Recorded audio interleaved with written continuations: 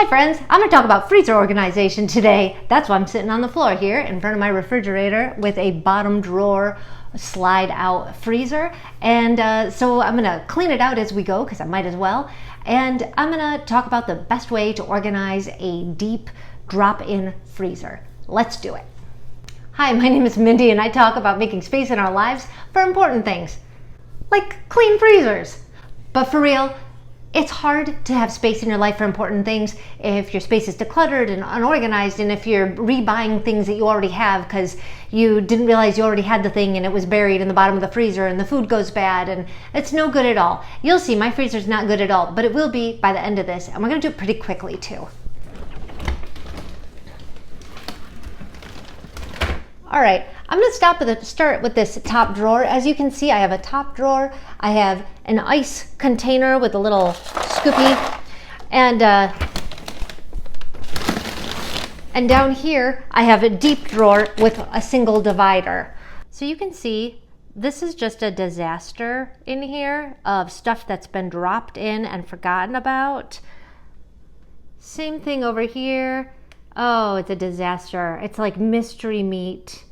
That's not good at all. Fortunately, I do tend to label things, but let's see what we can make this look like in the end. We're going to start with the top drawer. So for me, the top drawer is reserved for prepackaged things that are ready to eat. So this stuff that I set up here, I'm going to drop down to the bottom. I'm not ready to deal with it yet.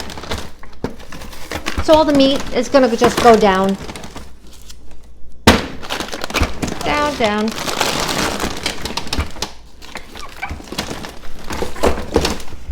Okay, and I already see these cookies, super old. I'm just going to pitch them. You can't see it, but I have a garbage to the side of me. So I have some ice cream sandwiches in this box. I have some popsicles. I have some of these cold packs for injuries or lunch boxes, and I have some Texas toast. Usually I have like a Stouffer's lasagna or something, but I don't right now. Good enough. Now we're going to move on to the big tub, and here's my organization for the big tub. Any prepackaged freezer meats and potatoes like French fries and that kind of thing, and pierogies. All that stuff comes over here. And then I have a space for meat, and then I have a space for vegetables. You can't see it because stuff's gotten all messed up. All right, so I'm just gonna get in here. I'm gonna pitch everything to the other side. I'm gonna work fast because all of my cold air is coming out.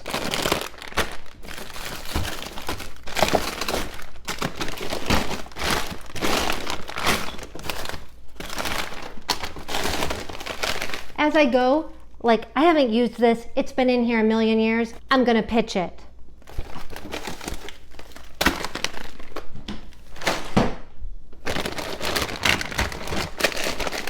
Same thing with this, it's been in here a super long time, we haven't eaten it. I bet the expiration date's even passed. Yup, sure is, out it goes.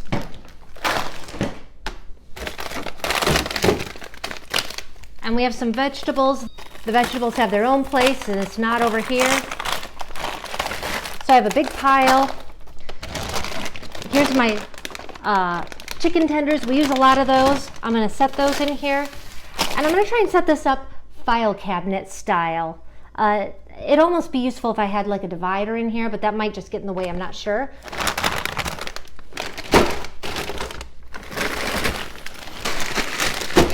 All right, at this point you can see I have my chicken tenders, pierogies, my bulk kind of potatoes here. So this stuff is kind of the same category to me. It's like frozen food that needs some preparation. Whereas this top shelf up here that I can't get open right now is more like mostly ready to eat, like ice cream sandwiches and that kind of thing, except for the garlic toast that I just find convenient to set up there. Now I'm going to switch sides and see if I can make any sense out of this side over here. Okay, so, all right, well, some ice cream got buried in here. Boy, did I ever let this thing get crazy. I put the ice cream up. If you notice, this soup kind of has like a skinny, wide size. Everything I freeze, I try to freeze in the shape of like what would fit in a file cabinet. I'll bring that back in a minute and see how that works. Oh, more chicken tenders. You belong with the chicken tenders. My vegetables are gonna go over here, and I have a bunch of meat here. Oh, this guy, he goes. All right, so one thing to notice is that everything that I freeze, I try to freeze it as skinny and as broad as possible, and that's because it makes it a lot easier when you go to put things in here. You can't tell right now because I've let this thing become a disaster. First, we're gonna move things over.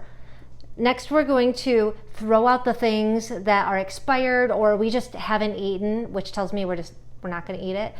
And then we're gonna put things back in a file cabinet type way as much as possible.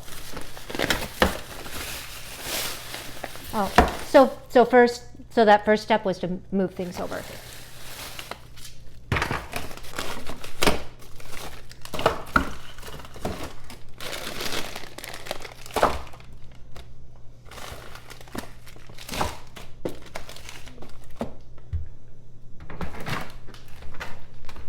This is actually strawberry preserves that I froze. That's like a cheesecake topping. I'm gonna put that up here.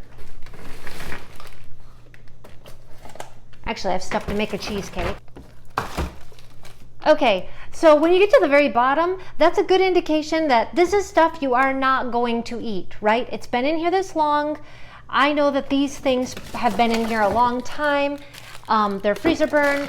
They're not good anymore. We're gonna let them go. The rest of this is all good meat that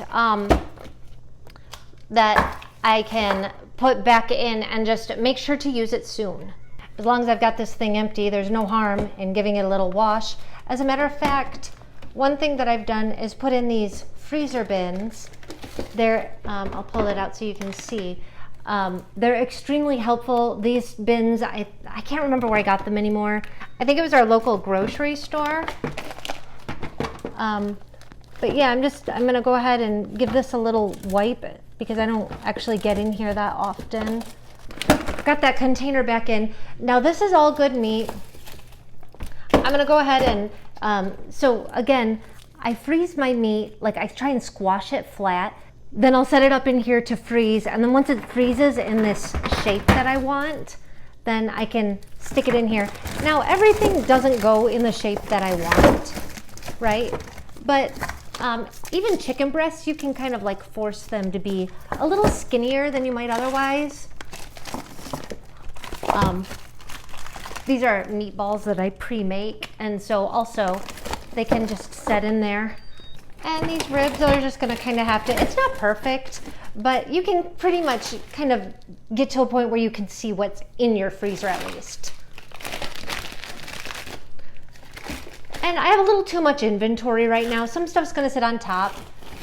This soup, I'm gonna go ahead and leave it over here for right now. We're actually gonna eat that in 2 days. And then that just leaves me with this side over here of the fruit and vegetables. I'm gonna, again, just pitch them over to this far side.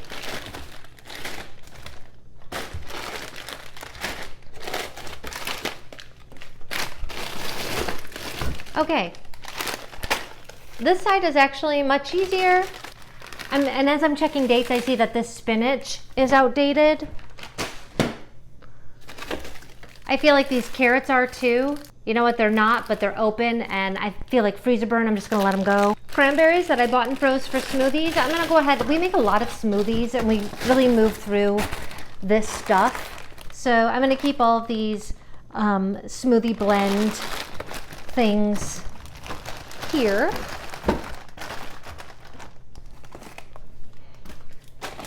There's just a little bit left in here, but I know we will use it because that's our favorite kind of fruit medley. And I've got a couple of Brussels sprouts here and some corn. I don't do very much with frozen vegetables. I tend to just make the vegetables fresh.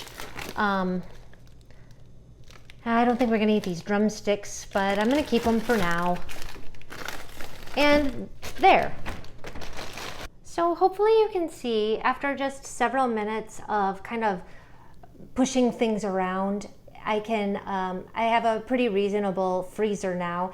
And it's very usable because the things we go for regularly, like the popsicles and the ice cream bars, and actually the garlic toast, I make a lot of that. It's convenient in this slide out drawer. And because I had the organization set up, you can see it just took several minutes to go ahead and put things kind of back where they belong. There's a couple of oddballs, right? Like I have some soup sitting here awkwardly, which I'm not going to worry about too much because we are going to cook it in a couple of days.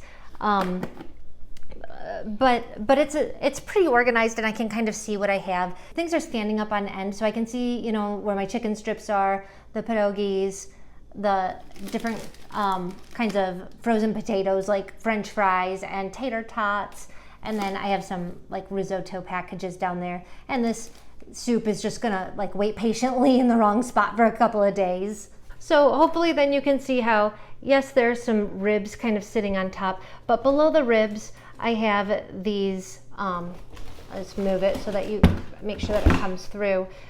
You can see that the meat is packaged in as skinny of a way and standing up on end.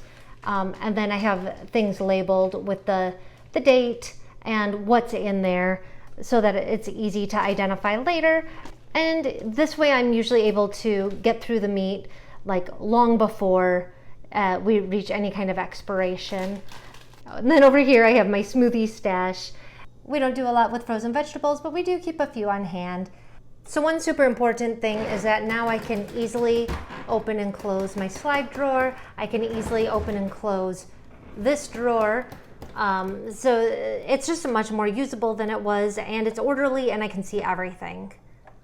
So hopefully that helped you get some ideas for some ways that would be easier to organize your freezer, and maybe even gave you a little motivation to get in there and just spend 10 minutes throwing some stuff out that you're not going to eat anyways. Because let's face it, if it's been 6 months or more and you haven't eaten it yet, you're probably not going to. So just forgive yourself, throw it out, and just you'll do better next time, especially if you're able to keep your freezer more organized, because you'll be able to see what's in there and go ahead and use it up. So good luck to you. Let me know if you went ahead and cleaned out your freezer after this.